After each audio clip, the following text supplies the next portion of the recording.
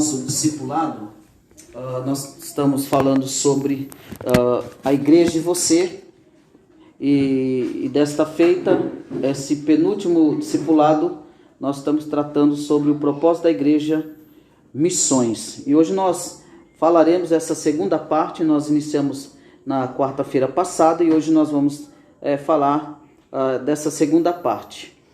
Nós vamos dar continuidade. Na semana passada nós encerramos falando sobre as novas igrejas que são plantadas quando os crentes então resolvem pregar o evangelho, né? Novas igrejas são plantadas. Nós vimos aqui como surgiu a igreja em Antioquia, debaixo de muita luta, debaixo de muita perseguição. E quanto mais perseguida a igreja de Antioquia era, mais ela crescia, mais ela era uma igreja fervorosa, os irmãos cheios do Espírito Santo de Deus, cheio de vontade, cheio de ousadia, cheio de força, cheio de poder do Espírito Santo de Deus. Nós falamos, encerrando falando sobre isso, sobre a forma de como que os nossos irmãos, na história da igreja cristã, no mundo, como eles iniciaram. E da mesma forma, nós devemos pensar de como que muitas igrejas surgem. E até hoje, há países que muitas igrejas surgem debaixo de muita luta, debaixo de muita dificuldade. Hoje no Brasil, nós não encontramos essa dificuldade hoje para se abrir uma igreja. Hoje você, dependendo da rua, você encontra 5 igrejas, né? E que não teve todo esse trabalho que os nossos irmãos na fé, há 2000 anos atrás, tiveram, né? Logicamente que nós encontramos outras barreiras sociais, né? Nós encontramos outras barreiras, talvez no governo, na política. Nós temos ainda assim, e que paira a igreja de Cristo na terra, nós temos sim essas dificuldades que são encontradas aí, em todo esse meio que eu acabei de dizer. Pois bem, Spurgeon, ele nos mostra que todo cristão ele deve estar ligado a uma igreja local. Então todo cristão ele deve estar ligado a uma igreja local e ele deve evangelizar sempre com o propósito de agregar então novos convertidos à igreja. Então o propósito de todo cristão deve ser, como nós lemos na introdução, não é somente dizer que a obra missionária está no coração de Deus, mas ela deve estar no nosso coração e ela deve ser atuante, ela deve ser praticada, exercida, porque toda igreja, a igreja que não evangeliza, ela não é considerada como uma igreja, porque esse é uma ordem de Jesus, o ide de Jesus, pregar o evangelho a toda criatura. É uma ordem que Jesus dá aos seus discípulos. No livro de Mateus, no capítulo 28, nos seus últimos versículos, Jesus ele vai dar uma ordem, ide, ensinai tudo aquilo que eu tenho vos ensinado, ensina a guardar tudo aquilo que eu ensinei a vocês, pregue o evangelho, batizem no poder do Espírito Santo. Então é uma ordenança do Senhor à igreja de Cristo na terra. Então ela deve ser uma igreja que evangelize sempre com o propósito então de agregar novos convertidos na igreja. E o Spurgeon ele discute a frase que ele diz assim: os obreiros cristãos não ligados à igreja são como quem semeia e colhe sem ter celeiro para guardar os frutos da colheita. São úteis, mas incompletos. Essa é uma frase do Spurgeon falando acerca da evangelização, que se os obreiros não ligados a uma igreja são como quem semeia e colhe sem ter celeiro para guardar os frutos da colheita, são úteis, mas são incompletos. Então, precisa-se haver a igreja, precisa-se haver os membros, aqueles que sirvam ao Senhor, e esses membros que servem ao Senhor, eles precisam então evangelizar e trazer esses frutos que são as vidas, são as pessoas, para esse local, para essa base, para que elas possam ser discipuladas, treinadas, edificadas, orientadas a guardar toda a ordenança do Evangelho de Cristo. Então, se não há uma igreja local, então se torna um evangelizador incompleto. É isso que Spurgeon está dizendo. Então se torna um evangelizador incompleto. Então nós devemos sair para evangelizar, mas para que essas pessoas encontrem um lugar, uma base, um local, onde ela possa ser orientada, onde ela possa ser treinada, onde ela possa ser ensinada acerca da vontade de Deus e o seu propósito para a igreja. Bela palavra do nosso irmão Charles Spurgeon. Mas nós devemos ver também que o modelo bíblico apresentado em Atos é que a igreja local ela deve coordenar então a obra missionária. E nós vemos isso no livro de Atos dos Apóstolos. E eu quero que você abra comigo em Atos dos Apóstolos, capítulo 13, o versículo 1 ao 4. E se você achou, por gentileza, leia, por favor, esse texto, mostrando que Atos nos apresenta esse modelo bíblico para coordenar, que a igreja local deve coordenar, então, a obra missionária. Atos 13, versículo 1 ao 4. Pode. Havia na igreja de Antioquia profetas e mestres: Barnabé, Simeão, o sobrenome Níger, Lúcio de Cirene, Manaém, Colasso de Herodes, o tetrarca, e Saulo. E servindo eles ao Senhor e jejuando, disse o Espírito Santo: Separai-me agora Barnabé e Saulo para a obra a que os tenho chamado. Então, jejuando e orando, impondo sobre eles as mãos, eles pediram, enviados pois pelo Espírito Santo, desceram a Seleucia e dali navegaram para Chipre. Então nós devemos ver aqui esse modelo bíblico apresentado em Atos dos Apóstolos, nessa leitura de Atos capítulo 13, do versículo 1 ao 4, e nós devemos ver como a igreja de Antioquia se envolveu com missões missionárias, com missões transculturais. O que nós devemos observar aqui, como é que ela se envolveu com isso, com missões transculturais. Como que ela se envolve? Está aqui, claramente aqui, nos mostrando, ela se envolve servindo, eles servindo ao Senhor e jejuando, né? Então eles estão servindo ao Senhor, eles estão jejuando, e pelo fato deles estarem nesse ato de completa submissão e dependência, servindo e jejuando, e esse jejum é uma preparação para uma consagração, para algo que vão realizar, para algo que precisam então estar sensíveis à voz do Espírito Santo de Deus. Então eles jejuam preparando, e esse jejum não é o tipo do jejum que é mal interpretado nesse movimento de um cristianismo sem cruz. Essa questão do jejum, esse jejum que Atos está falando, é um jejum que não é para abrir uma porta, não é um jejum para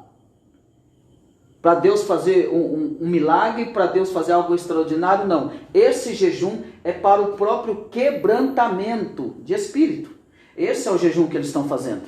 Então eles estão servindo ao Senhor jejuando, ou seja, buscando o quebrantamento de espírito. Para quê? Para que eles possam então estar cada vez mais sensíveis à voz do Espírito Santo de Deus. E aí ele disse o Espírito Santo. Porque então o Espírito Santo vai se mostrar, o Espírito Santo então vai falar com eles. Por quê? Porque eles estão servindo ao Senhor e tendo um quebrantamento de espírito. Sobre o jejum nos dias de hoje, você poderia dar uma leve palhinha para a gente? Só? Então, como eu disse, os jejuns de hoje são muito equivocados, né?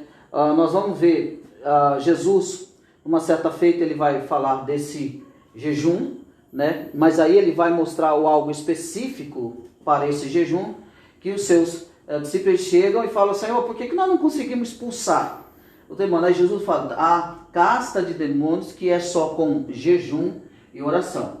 Então você percebe que ali Jesus está falando especificamente acerca de estar orando por alguém que está completamente possessa. Então há uma necessidade de se jejuar. Mas esse jejum não é um jejum que não é um jejum aonde você se encherá de poder. Pelo contrário, é um jejum completamente de quebrantamento mesmo.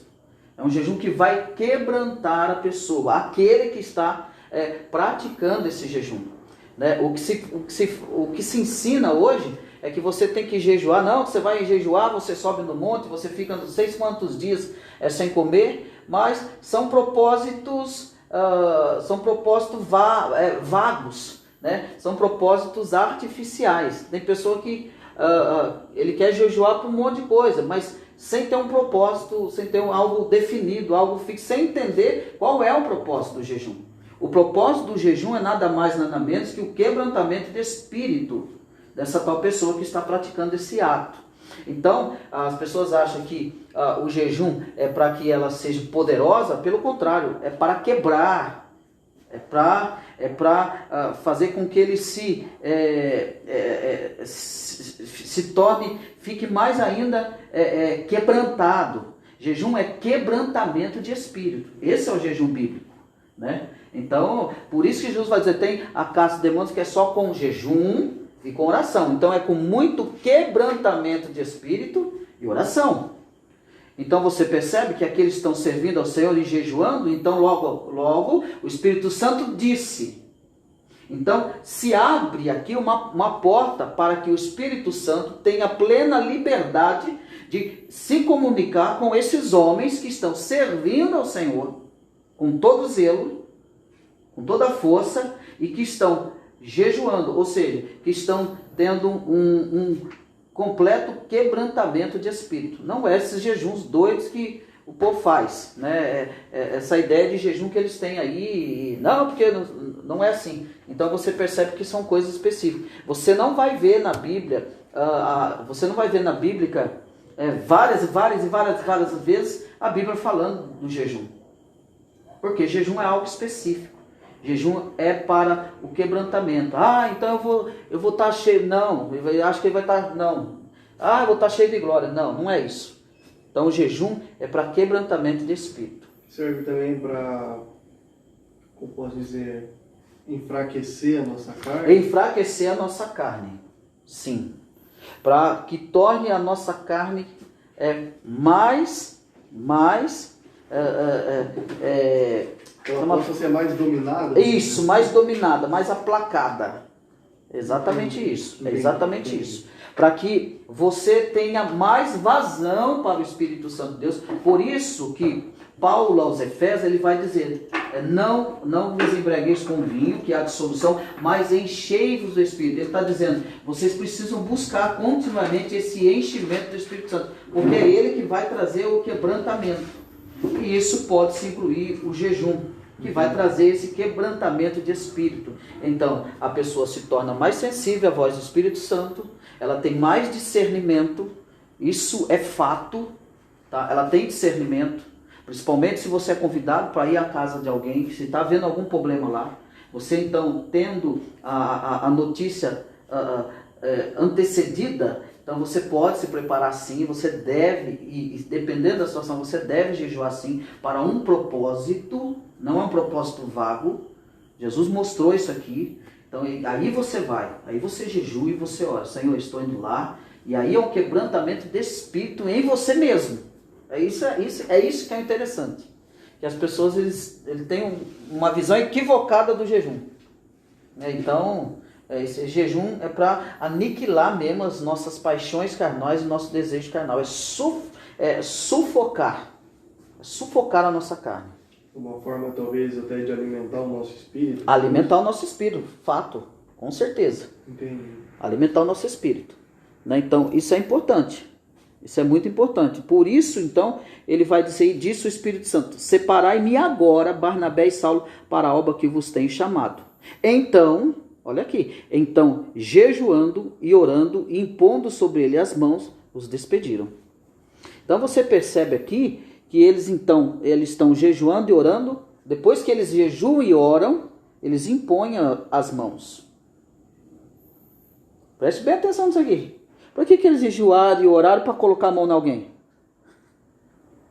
Tem que entender isso aqui. Por que eles fazem isso? Porque eles estão sensíveis à voz do Espírito Santo mesmo. né? Estão quebrantados, porque o Espírito Santo está falando com eles. Esse é o resultado desse. Olha o resultado de estar servindo ao Senhor, jejuando, né? Tendo esse quebrantamento. Aí você vê o resultado disso. Olha a intimidade que eles têm com o Espírito Santo. O Espírito Santo está falando com eles internamente, fala com eles internamente, faça isso, faça isso. Então nós vemos que o modelo bíblico então apresentado aqui em Atos é que a igreja local ela deve coordenar a obra missionária, né? Então ela deve coordenar. E nós vemos como que a igreja de Antioquia se envolveu então com missões transculturais. Elas estavam orando, elas estavam jejuando, elas tinham quebrantamento de espírito, ela está envolvida, e diante disso, então, os irmãos são enviados. Então acontece a obra missionária transcultural, e jejuando e orando, impondo sobre ele as mãos, os despediram. Versículo 4, enviados então, pois pelo Espírito Santo desceram a Seleucia, e dali navegaram para Chipre, fazer missões transculturais. Mas há todo um processo do Espírito Santo. É o Espírito Santo que está regendo isso. O Espírito Santo que está regendo isso e que está capacitando homens que têm um quebrantamento de espírito. Entenda isso. Um quebrantamento de espírito, então estão sensíveis à voz do Espírito Santo. O Espírito Santo está falando internamente com eles, diretamente no coração, na mente. É como se eles estivessem ouvindo audivelmente. Isso é muito lindo. Jesus, ele jejua, né? Durante 40 dias e 40 noites, né? Logo depois ele é levado pelo Espírito de Deus para ser tentado pelo diabo. E aí há outro jejum, há um jejum específico. E a Bíblia apresenta porque é que ele está jejuando. Depois ele tem jejuado 40 dias e 40 noites. Ele vai ser tentado. Mas Jesus, ele estava completamente, para que nós entendemos, completamente quebrantado. Né? Então, o diabo usa a palavra de Deus muito mal interpretada, equivocadamente, para tentar desviar Jesus do seu propósito, do seu caminho. Mas Jesus está o quê? O que ele fez antes? Jejuou. Ele orou. Para um fim específico. Então eu tenho que ficar jejuando aí à torta à direita? Não, você tem que ter um propósito. Para que você vai jejuar? Qual é o fim do seu jejum? Onde você quer chegar com esse jejum? O jejum é quebrantamento de espírito. Jejum é esmagar a nossa carne. E jejum é só ficar sem alimento? Ou envolve mais coisas também? Há vários processos e meios de jejum, né? Tem pessoa que jejua sem alimento, total, sem água. Tem pessoa que jejua com alimento e com água, sem alimento e com água. Há vários processos. Tem pessoas que se retiram. Isso, né? Quando a gente está jejuando, a gente precisa ficar um tempo maior orando, lendo a Bíblia, ou eu posso fazer jejum, mas não orar e não ler a Bíblia, que vai funcionar do mesmo jeito? Você deve jejuar, orar e ler a Bíblia. Entendi. Faz parte. Faz parte. Não tem como você, vou jejuar e você não se envolve com aquilo. Entendi. Aí fica difícil. Entendi. Você tem que estar envolvido com isso. Né? Então, você tem que estar envolvido. Jejum, certo é você se resguardar, né? Mas é aquilo que eu disse, aquele propósito, para um propósito. Então você se programa. Tal. Fulano, não vem tal dia, eu tô. É uma separação que você faz mesmo. Entendi. Eu vou me consagrar ao Senhor, eu vou estar jejuando, então eu vou estar lendo a Bíblia, eu vou estar orando, então nesse dia eu vou fazer isso. Então é um propósito que você tem. Está errado? Não está errado, porque você está se resguardando para quê? Para um quebrantamento. Certo. Né? E eu quero que o Senhor sufoque toda a minha carne.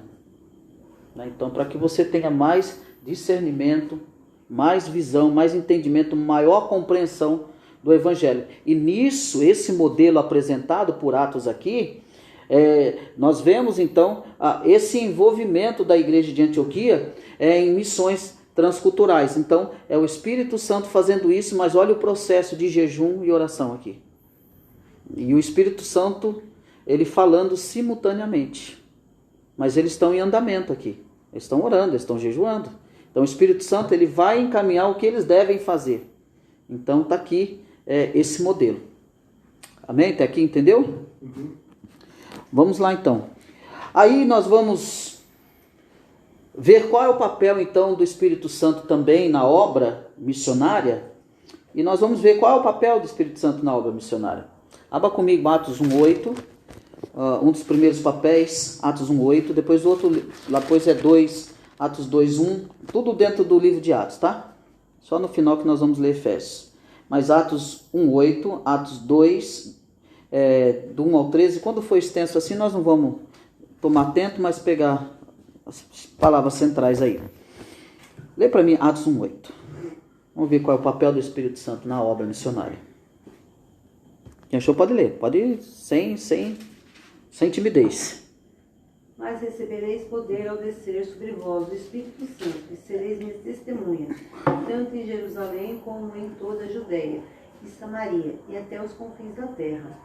Então, logo na ascensão de Jesus, ele diz que, então, mas recebereis poder ao descer sobre vós o Espírito Santo. Então, o papel do Espírito Santo é dar poder.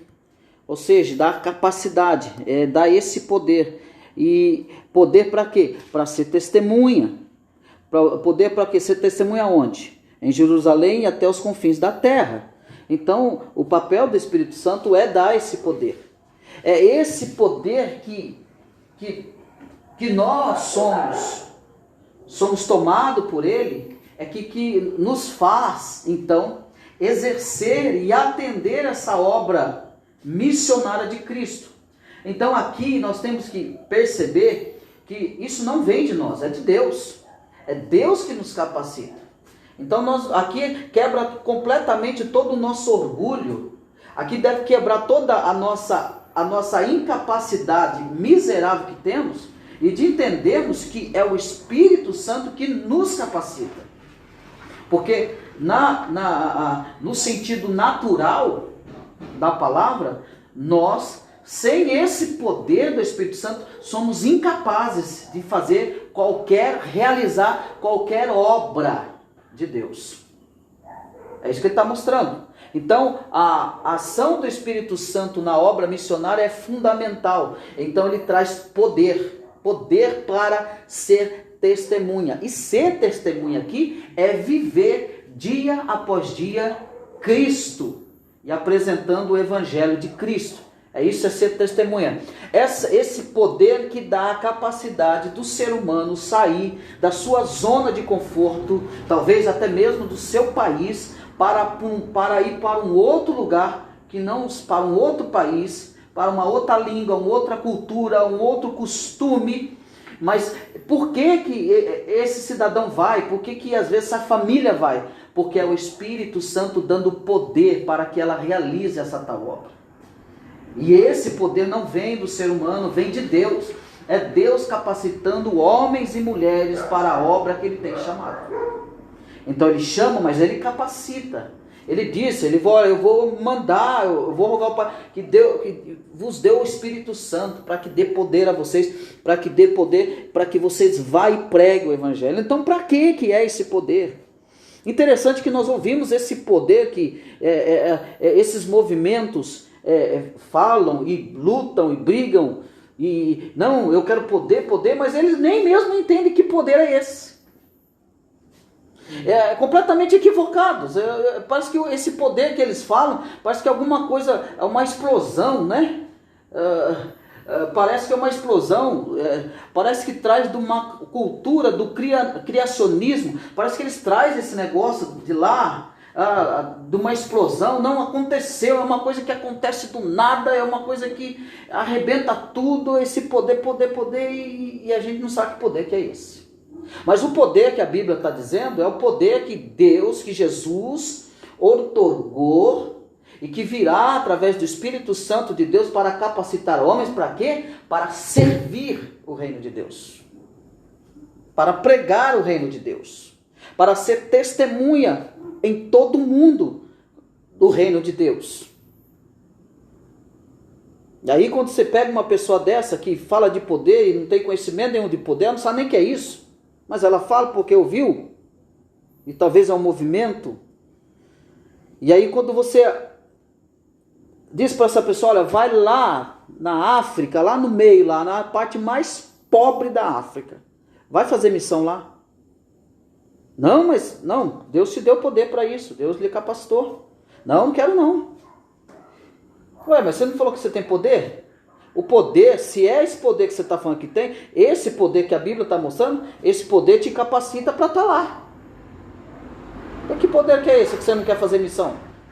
Que poder que é esse que você não quer pregar o evangelho? Que poder é esse que não te prepara, não te capacita para orar e jejuar e até, às vezes, muitas das vezes, até ter que orar para uma pessoa endemoniada? Que poder é esse que você tem? Essa é a grande questão. Então, o papel do Espírito Santo na obra missionária é poder. Ele capacita, recebe poder para ser testemunha, tanto em Jerusalém, como em toda a Judéia e Samaria, até os confins da terra. Então, é esse poder que capacita para que nós sejamos testemunha no Brasil, fora do Brasil, no Japão, na Coreia, na China, em todo o mundo. É o Espírito Santo que dá. Obviamente, se nós olharmos para nós estremecemos por causa da nossa incapacidade, por causa da nossa limitação humana. Mas quando nós olhamos para o Evangelho e para aquilo e o papel do Espírito Santo em toda a sua história missionária, bíblica, então isso nos alegra, deve nos alegrar, deve nos incentivar, nos animar a fazer a obra de Cristo, porque Cristo garante por nós. Ele mesmo garante por nós. Isso é maravilhoso.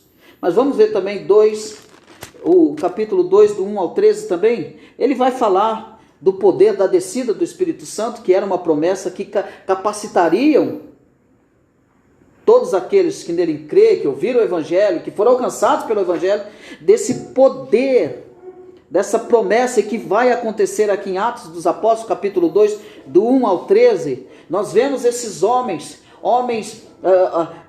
de toda parte do mundo que estão reunidos num só lugar, servos que estão reunidos no mesmo lugar, e Deus vai tomar homens camponeses, homens do campo, da lavoura, homens simples, e vai apoderá-los de tanto poder que Deus usa para falar com todo esse tipo de gente que está aqui, todo tipo de cultura está aqui,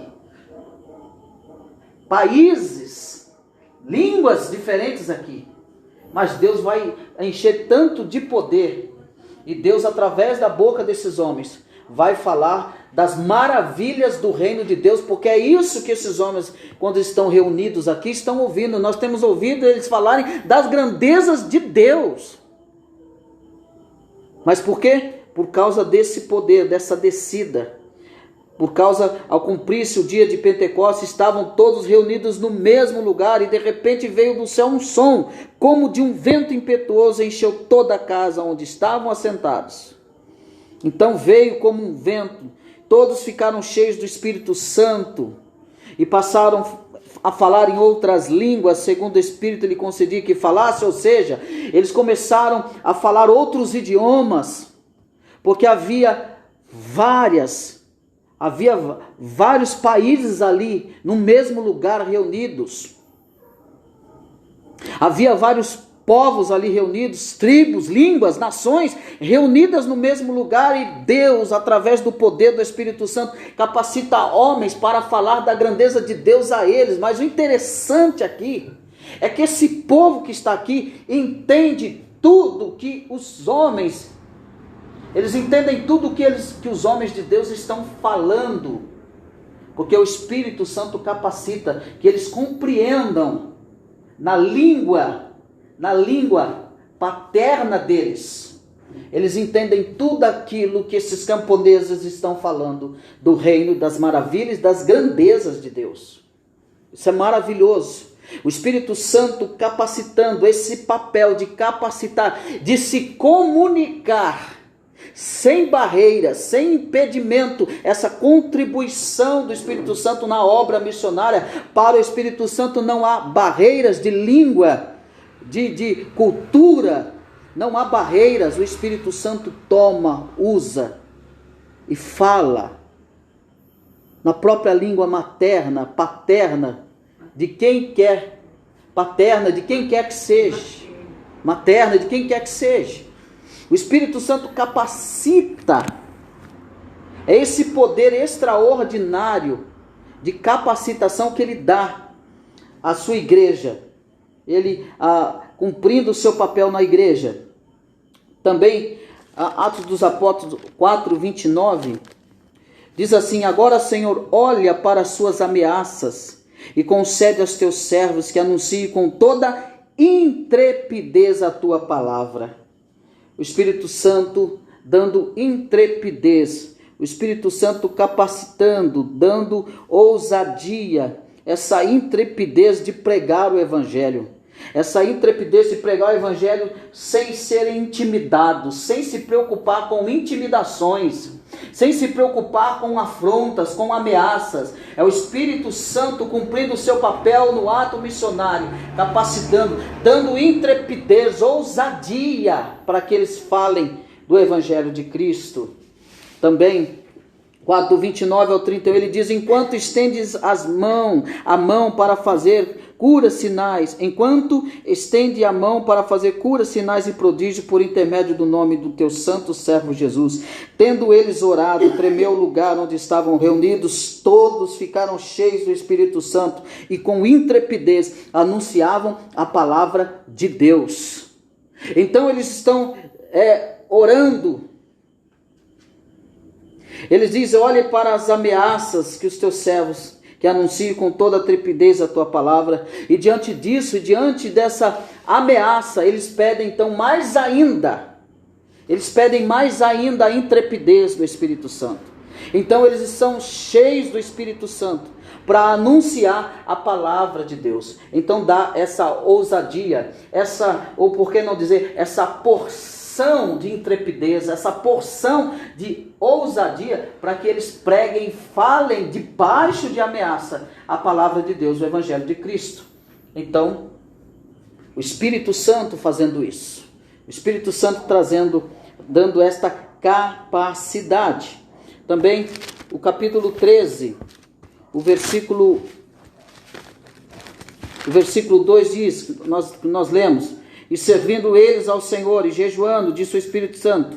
Então, e servindo eles ao Senhor e jejuando, o Espírito Santo encaminha, o Espírito Santo orienta, o Espírito Santo guia, o Espírito Santo dá as coordenadas de que como e de que forma a obra deve ser realizada. Então nós aprendemos aqui que a obra de Deus, ela não pode ser feita relaxadamente, ela precisa ser direcionada, guiada, instruída pelo Espírito Santo de Deus. Então o papel do Espírito Santo também é instruir naquilo que deve ser feito em relação à obra de Cristo. Então não dá para fazer missões sem a instrução do Espírito Santo de Deus, sem o Espírito Santo de Deus estar guiando, orientando, sem o Espírito Santo de Deus apresentar aqueles que ele quer separar para uma obra, ou dentro do país ou fora do país. Mas o fato é que é o Espírito Santo, é o papel do Espírito Santo fazer isso. Então por isso que nós precisamos jejuar e orar com propósitos, para que nós sejamos quebrantados de espírito. Para quê? Para que tenhamos então condições de atender a voz do Espírito Santo de Deus. É isso que Atos dos Apóstolos nos mostra. Aqui está a chave. É isso que nós temos que ver. Para que nós tenhamos sensibilidade do Espírito para falar: Senhor, quem é que vai? Senhor, o que eu tenho que fazer? O Espírito Santo falará claramente num coração quebrantado e contrito aquilo que deve ser feito. Então, com certeza, esse missionário, esse ID, ele não será fracassado. Por quê? Porque ele está dentro dos moldes missionários bíblicos que a Bíblia ensina. Aí você vê pessoas que querem fazer missão, tem pessoas que querem ser missionário e na verdade Deus nem chamou ele para esse ato específico. Porque hoje todo mundo é missionário. Mas ele não entregou um folheto para o vizinho até hoje. Mas ele é missionário. Ele não conseguiu ganhar ninguém da família até hoje, mas ele é um missionário. Mas é por causa do título. O título é bonito. As pessoas se preocupam e lutam e brigam e passam por cima de outro por causa de título. Mas quando nós nos curvamos, quando nós vamos para a Escritura, nós vemos que está tudo errado. Que há um equívoco gritante, completamente fora do que a Escritura está mostrando. Então, ser um missionário é ser levantado, chamado e vocacionado, escolhido pelo Espírito Santo de Deus, guiado pelo Espírito Santo de Deus. Então, por isso que precisa haver esse espaço. Nós vemos também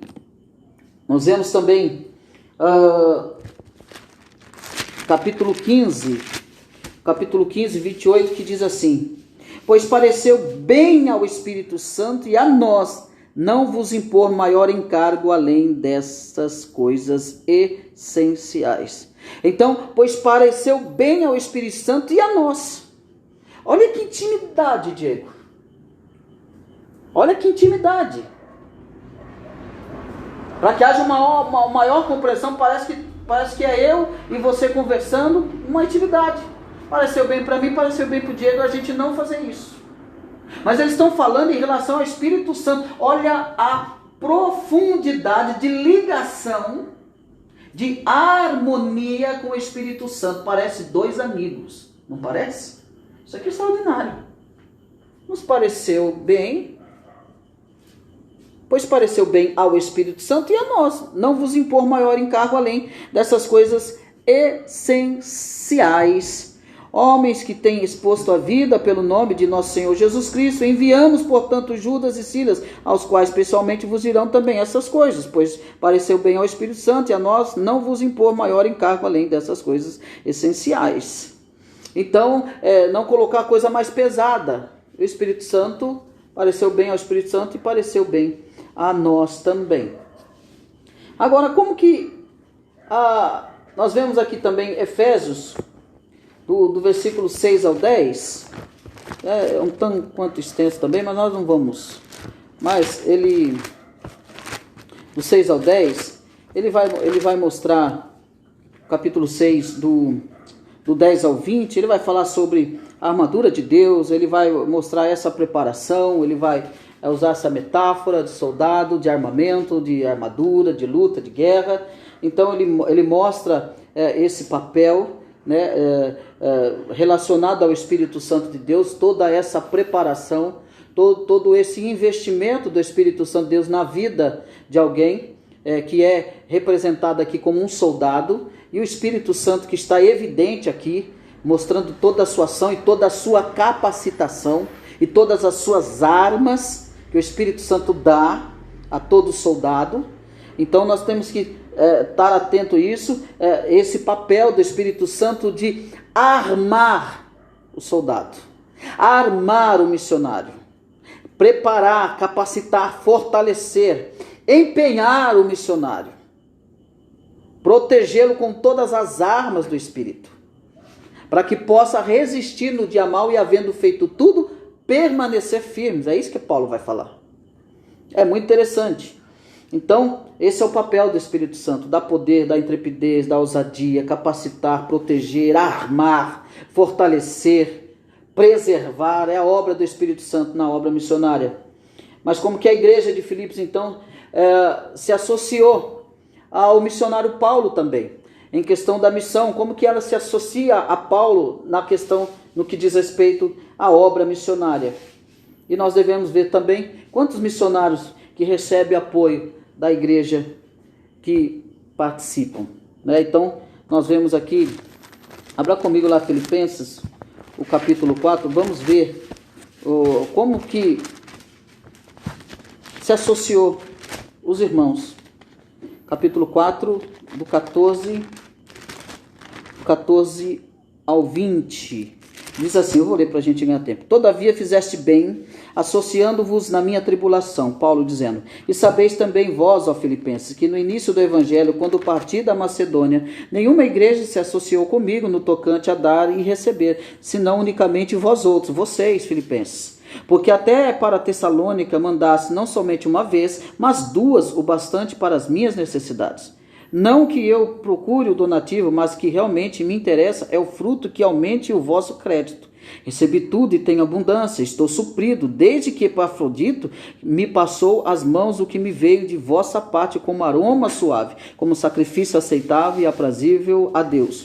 E o meu Deus, segundo a sua riqueza em glória, há de suprir em Cristo Jesus cada uma de vossas necessidades. Ora, o nosso Deus Pai, seja a glória pelos séculos dos séculos. Amém. Paulo falando de como que a igreja de Filipos se associou a ele, de como que a igreja o assistiu nas suas necessidades. A igreja enfiou a mão no bolso mesmo, ajudou ele. A igreja fez parte da vida missionária de Paulo, atendendo em todas as suas necessidades. Ele mesmo está dizendo, eu recebi tudo e tenho abundância, estou suprido. Vocês têm me assistido, nenhuma outra fez isso por mim, nenhuma outra igreja se associou comigo no tocante a dar e receber, senão unicamente vocês. Nenhuma outra igreja fez isso, mas vocês fizeram.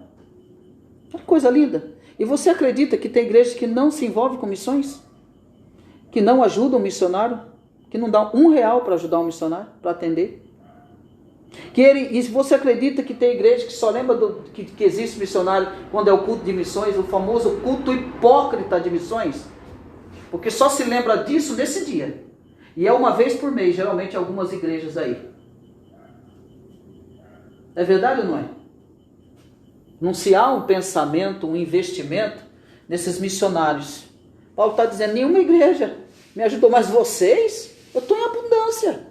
Vocês me assistiram nas minhas necessidades. Então, a igreja de Filipos se associou a Paulo assim. E é dessa forma que a igreja de Cristo na Terra tem que se associar aos irmãos missionários. Tem que ajudar, tem que sustentá-los. Como? Contribuindo.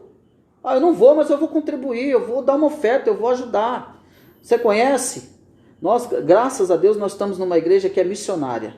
Nós estamos numa igreja que o investimento missionário é 90%. 99,9% é missão. Ponto final. Graças a Deus por isso. Mas e as outras igrejas que não têm esse compromisso? Tem missionário que está aí penando. Penando. Porque ele não recebe uma ajuda. E aí tem uns irmãos que, pelo amor de Deus, tem coragem de pegar, juntar um monte de roupa embolorada, mofada, sapato cheio de bolor. Nós vamos mandar lá para a missão, roupa tudo velha que ele não usaria. Mas enche a boca para dizer, eu vou mandar para a missão. Então assim, que vai chegar lá não dá para usar. E aí fica nessa questão. E não há uma associação como a igreja de Filipos fez. A igreja de Filipos abraçou Paulo, acolheu Paulo, o sustentou, o ajudou até onde eles poderiam. Então que nós possamos fazer parte disso, ajudando, contribuindo, fazendo algo. E nós vemos então, para que nós possamos encerrar aqui, que Jesus ele repreende a igreja que não faz isso, ele vai repreender a igreja de Éfeso por causa do seu pecado. Está lá no capítulo 2 de Apocalipse, o capítulo 2, o 4, 5. E nós precisamos identificar no capítulo 2, o 4, 5, qual era o maior pecado da igreja de Éfeso. Lê para mim, capítulo 2, nós estamos encerrando o capítulo 2 de Apocalipse, o 4 e o 5. Nós precisamos identificar qual é o maior pecado daquela igreja de Éfeso. E é o maior pecado de muitas igrejas hoje no Brasil. Leia para mim o 4 e o 5.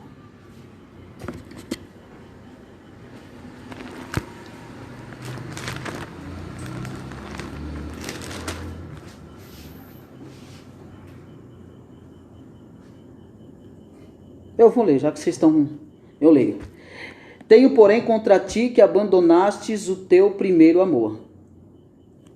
Lembra-te, pois, de onde caístes, arrependa-te e volta à prática das primeiras obras. E se não, venho a ti e moverei o seu lugar, o teu candeeiro, caso não te arrependas. Então, o que Cristo está tratando aqui é de um pecado grave. Qual é esse pecado? Qual é o pecado que ele está tratando aqui? Identificaram? Que abandonastes o teu primeiro amor, ou seja, aquele amor que eles tinham no início da vida cristã. Aquele amor original, puro, fervoroso e alegre. Esse é o primeiro amor. O amor do início. Vocês começaram bem, terminaram mal. É exatamente isso que Cristo está repreendendo eles. Tenho contra ti que abandonaste. Vocês abandonaram. Então volte lá do início. Volte com aquele mesmo fervor, com aquela mesma alegria. Volte com aquele mesmo fervor, com aquela mesma pureza. O amor de vocês. O amor de vocês para com quem? Para com os irmãos cristãos. Para com seus irmãos cristãos. Voltem a esse primeiro amor. É esse primeiro amor que ele está falando aqui. É o início de tudo. Da vida cristã, da fé, da pureza, do fervor. Então vocês voltem e pratiquem. Porque senão ele tem uma sentença aqui. E lembra-te, pois, de onde caístes. Lembra da onde foi que você caiu. Lembra da onde e se arrependa e volte ao teu primeiro amor. Então, Cristo exorta por causa disso. Porque esses irmãos perderam isso, perderam esse início do amor. Esse amor puro, original, fervoroso, alegre. Cristo então chama a atenção deles, vocês precisam voltar para isso. Para que vocês atendam os seus irmãos cristãos. Então, meus irmãos, para nós encerrarmos, então a realização dessa obra missionária, ela é então a tarefa principal e intransferível da igreja. Então a missão da igreja é missões. Então cada igreja local, ela deve ser uma agência missionária de Deus no mundo, cada igreja. E se a igreja que não faz isso, ela não pode ser considerada como uma igreja evangélica. Porque a igreja, ela é missionária, ela deve ser missionária e ela deve ser feita, essa obra missionária, ela deve ser feita então por todos os crentes através do testemunho e da pregação do evangelho. Tem que andar junto. E o resultado da evangelização é o surgimento, então, de novas igrejas, de novos membros, de novas plantações de igreja. Esse é o resultado de uma igreja que atende o ID, que obedece, que ouve, que é quebrantada para atender o ID e fazer missões. Que nós possamos aqui, na nossa realidade aqui em Mojimirim, possamos ser reconhecida como uma igreja aqui, local, que faz missões. Que nós possamos ser reconhecidos por isso. Não por glória, não por status, mas que nós possamos ser reconhecidos, então, por fazer missões. Amém? Nós encerramos aqui e o último tópico do nosso discipulado é: você é um missionário. Vamos nos colocar de pé, vamos orar a Deus.